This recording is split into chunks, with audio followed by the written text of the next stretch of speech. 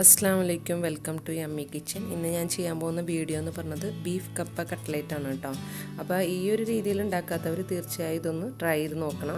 അതിന് വേണ്ടിയിട്ട് 1 കിലോ ബീഫാണ് ഞാൻ എടുത്തിട്ടുള്ളത്. അത് കുറച്ച് മഞ്ഞൾപ്പൊടിയും ഉപ്പിട്ടിട്ടൊന്ന് വേവിച്ചെടുക്കാം. നമ്മൾ കട്ട്ലേറ്റിനൊക്കെ ഉണ്ടാക്കുന്ന അതേപോലെ തന്നെ.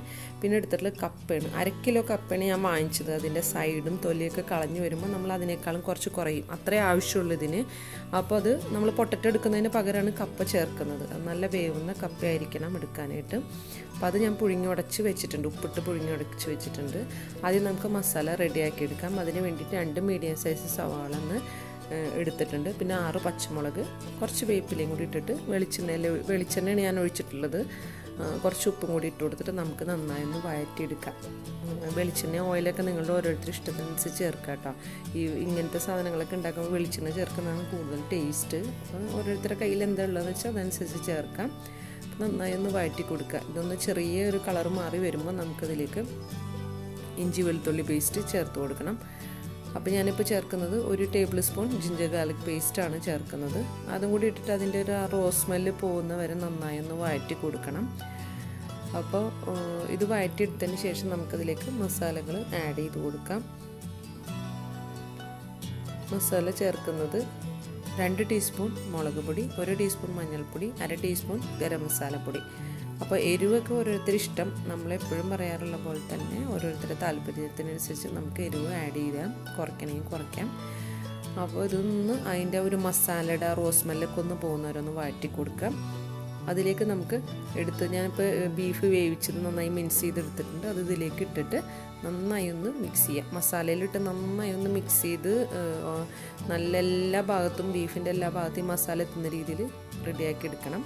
അതിലേക്ക് കുറച്ച് മല്ലിയിലയും കൂടി ചേർത്ത് കൊടുക്കാം. മല്ലിയില കട്ട്ലേറ്റിന് നല്ല ടേസ്റ്റ് ആട്ടോ. അതും കൂടി ഇട്ടിട്ട് നന്നായിട്ട് ബീഫ് നല്ലൊന്ന് ചെറുതായിട്ട് മുരിഞ്ഞ് കിട്ടുന്ന രീതിയിൽ കുറച്ച് നേരം ഒന്ന് ചട്ടിയിലിട്ട് നന്നായി ഒന്ന് വഴറ്റിയെടുക്കുക കേട്ടോ. അപ്പോൾ ബീഫൊക്കെ ഒന്ന് ചെറുതായി ഒന്ന് മുരിഞ്ഞ് വരും. അപ്പോൾ ഇതുപോലെ മുരിച്ചെടുത്തിട്ടുണ്ട്. അതിലേക്ക് ഞാൻ 1/4 ടീസ്പൂൺ പെപ്പർ പൗഡർ കേട്ടോ. പെപ്പറിൻ്റെ ഫ്ലേവർ ഇഷ്ടമുള്ളവർക്ക് പെപ്പർ പൗഡർ ആഡ് ചെയ്യാം. അതും കൂടി ഇട്ടിട്ടൊന്ന് മിക്സ് ചെയ്യാം, നന്നായി ഒന്ന് മിക്സ് ചെയ്യാം. ബീഫ് മിക്സ് ചെയ്യുമ്പോൾ വല്ലാണ്ട് അരഞ്ഞു പോകരുത് കേട്ടോ. അപ്പോൾ അതിൻ്റെ ഒരു ടേസ്റ്റ് കിട്ടില്ല. ഇപ്പോൾ ഇതെല്ലാം മിക്സ് ചെയ്ത് ഇപ്പോൾ ഒന്ന് ഇതൊക്കെ നന്നായി മുരിഞ്ഞ് വന്നിട്ടുണ്ട്. ഇതിലേക്ക് നമുക്ക് കപ്പ ആഡ് ചെയ്ത് കൊടുക്കാം. കപ്പ എപ്പോഴും നിങ്ങൾ ശ്രദ്ധിക്കണം. കപ്പ ഇതിലേക്ക് ചേർക്കുമ്പോൾ നമ്മൾ പെട്ടെന്ന് വെന്ത് കിട്ടുന്ന കപ്പയാണ് കേട്ടോ. നല്ല കപ്പയായിരിക്കണം ചേർക്കാൻ. അത് അധികം വേവാത്ത കപ്പ നമ്മൾ കുത്തി ഉടച്ച് ചേർക്കുന്ന ആ രീതിയിലുള്ള കപ്പ നമ്മൾ ഉപയോഗിക്കരുത്. പെട്ടെന്ന് 2-3 തിളയ്ക്കുമ്പോൾ വെന്ത് കിട്ടുന്ന നല്ല പൊട്ടറ്റോ വെന്തുടഞ്ഞ് കിട്ടുന്ന പോലെ സോഫ്റ്റ് ആയിട്ടുള്ള കപ്പയല്ലേ, അതേപോലത്തെ കപ്പ വേണം ഇതിന് യൂസ് ചെയ്യാൻ. അതല്ലെന്നുണ്ടെങ്കിൽ നിങ്ങൾക്ക് അങ്ങനത്തെ കപ്പ കിട്ടിയില്ലെങ്കിൽ നിങ്ങൾ പൊട്ടറ്റോ ചേർത്തിട്ട് തന്നെ ഉണ്ടാക്കിയാൽ മതി. അതല്ല, ഇങ്ങനത്തെ കപ്പ കിട്ടുമ്പോൾ നിങ്ങൾ തീർച്ചയായിട്ടും ഇതൊന്ന് ട്രൈ ചെയ്ത് നോക്കണം കേട്ടോ. അത് രണ്ടും കൂടി ഞാനൊന്ന് മിക്സ് ചെയ്തത് ചൂടാറാൻ വെച്ചിട്ട് ഇതുപോലെ കൈ വെച്ച് നന്നായി ഒന്ന് കുഴച്ചെടുക്കുന്നുണ്ട്. അപ്പോൾ ഞാൻ കപ്പ നല്ല കപ്പ എവിടെയെന്ന് പറയണമെന്ന് വെച്ചാൽ, അല്ലെങ്കിൽ നിങ്ങളിതൊരു ഉണ്ടാക്കിയിട്ടൊരു ടേസ്റ്റ് തോന്നിയില്ല എന്ന് പറയരുത്. അതുകൊണ്ടാണ് ഞാൻ പിന്നെയും പറയുന്നത്. കപ്പ നല്ല പെട്ടെന്ന് വെന്ത് കിട്ടുന്ന നല്ല സോഫ്റ്റ് ആയിട്ടുള്ള കപ്പ വേണം നമ്മളിതിന് യൂസ് ചെയ്യാൻ വേണ്ടിയിട്ട്. ഇതുപോലെ നമുക്ക് ഇഷ്ടമുള്ള ഷേപ്പിൽ കയ്യിലിത്തിരി എണ്ണ തടവിയിട്ട് ഇഷ്ടമുള്ള ഷേപ്പിൽ നമുക്ക് ഉരുട്ടിയെടുക്കാം. അപ്പോൾ ഞാനിപ്പോൾ ഇതുപോലെ എല്ലാം ഉരുട്ടി എടുക്കുന്നുണ്ട്. എല്ലാം ഉരുട്ടിയിട്ട് ഒരു പാത്രത്തിലാക്കി വെച്ചിട്ടുണ്ട്. നമുക്കിനി ഇതൊന്ന് മുട്ടയിൽ മുക്കി ബ്രെഡ് ക്രംസിൽ മുക്കിയെടുക്കാം. അതിനുവേണ്ടി ഒരു മുട്ട ബീറ്റ് ചെയ്ത് വെച്ചിട്ടുണ്ട്. പിന്നെ വേണ്ടത് നമുക്ക് ബ്രെഡ് ക്രംസ് ആണ്. ഇതുപോലെ തന്നെ ഞാൻ ബ്രെഡിൻ്റെ സ്ലൈസ് കട്ട് ചെയ്യുമ്പോൾ അരികൊക്കെ എടുത്ത് വെച്ചിട്ടുണ്ടാവില്ലേ, അതൊക്കെ ഒന്ന് പൊടിച്ചിട്ട് ഒന്ന് റോസ്റ്റ് ചെയ്തെടുത്തിട്ട് വെച്ചിട്ടുണ്ട്, സ്റ്റോർ ചെയ്ത് വെച്ചിട്ടുള്ളതാണ്. അപ്പോൾ നമുക്ക് ആവശ്യം നേരത്തെ എടുക്കാനായിട്ട് സുഖമാണ്. നോമ്പ് ഫസ്റ്റ് തന്നെ ആയപ്പോൾ തന്നെ ഞാൻ അങ്ങനെ എടുത്ത് വെച്ച ബ്രെഡൊക്കെ അങ്ങനെ റെഡിയാക്കി വെച്ചിട്ടുണ്ടായിരുന്നു.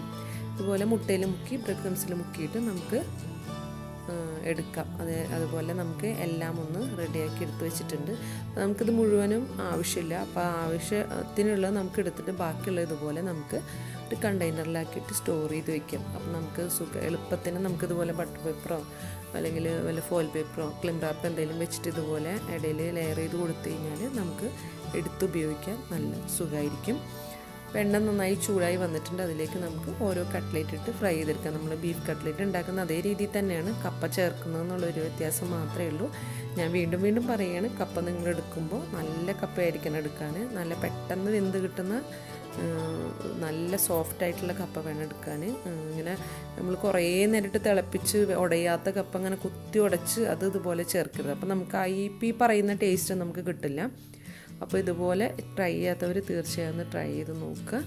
അപ്പോൾ ഇതുപോലെ ഉണ്ടാക്കിയിട്ട് അഭിപ്രായങ്ങൾ കമൻറ്റ് ബോക്സിൽ അറിയിക്കുക. എൻ്റെ ഈ വീഡിയോ ഇഷ്ടപ്പെട്ടാൽ ലൈക്ക് ചെയ്യാനും കമൻറ്റ് ചെയ്യാനും ഷെയർ ചെയ്യാനും മറക്കരുത്. പിന്നെ എൻ്റെ ചാനൽ സബ്സ്ക്രൈബ് ചെയ്യാത്തവരുണ്ടെങ്കിൽ സബ്സ്ക്രൈബ് ചെയ്യാനും മറക്കരുത് കേട്ടോ. അതിൻ്റെ അടുത്തുള്ള ബെല്ലൈക്കൺ അമർത്തുക. അപ്പോൾ നമുക്ക് സബ്സ്ക്രൈബ് ബട്ടൻ്റെ അടുത്തുള്ള ബെല്ലൈക്കൺ അമർത്തി കഴിഞ്ഞാൽ ഞാനിടുന്ന പുതിയ പുതിയ വീഡിയോസ് നിങ്ങൾക്ക് പെട്ടെന്ന് തന്നെ കിട്ടും. അപ്പോൾ ചെയ്യാത്തവർ തീർച്ചയായും ഒന്ന് ചെയ്യാം. ഇൻഷാ അല്ലാഹ് അടുത്തൊരു വീഡിയോ ആയിട്ട് വീണ്ടും വരും.